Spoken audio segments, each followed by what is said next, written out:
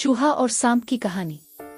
एक दिन जंगल के किनारे एक चूहा अपनी छोटी सी बिल में खुशी खुशी रह रहा था। वो निहायत अक्लमंद और होशियार था, लेकिन इसका कद छोटा और जिस्म कमजोर था। चूहा हर रोज अपने लिए खुराक जमा करता और अपने आरामदेह घर में रखता। रात के वक्त एक जहरीला सांप वहां आया। सांप ने चूहे की खुशबू महसूस की और सोचा, ये मेरा शिकार होगा।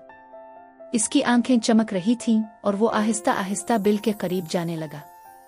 चूहा अपनी बिल में आराम कर रहा था जब इसने सांप की सरसराहट सुनी। इसका दिल जोर जोर से धड़कने लगा, लेकिन वो जल्दी समझ गया कि इसे अपने आप को बचाने के लिए कुछ करना होगा। इसने एक मंसूबा बनाया।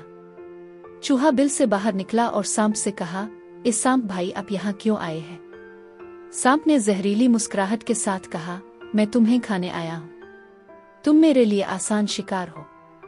चूहा ना घबराया और बोला, ठीक है, लेकिन तुम पहले मेरे साथ एक खेल खेल लो। अगर तुम जीत गए तो मैं खुद तुम्हारे पास आ जाऊंगा, लेकिन अगर मैं जीत गया तो तुम्हें यहाँ से जाना होगा। सांप, जो अपनी ताकत पर गुरूर करता था, हंसकर बोला, मैं हर हाल में जीतूंगा। बताओ क्या खेल है? चूहा जल्दी से अपने बिल के करीब एक जाल बिछाने लगा और कहा, तुम्हें यह दिखाना है कि तुम कितने तेज हो।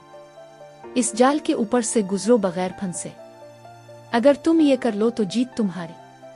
सांप ने सोचा कि ये एक मामूली काम है और वो आसानी से ये कर लेगा।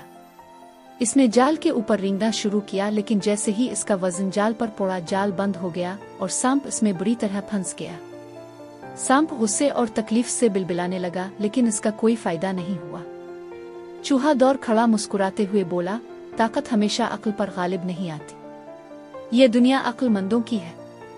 चूहा सांप को छोड़कर अपने बिल में वापस चला गया और अपने दोस्तों को ये कहानी सुनाई।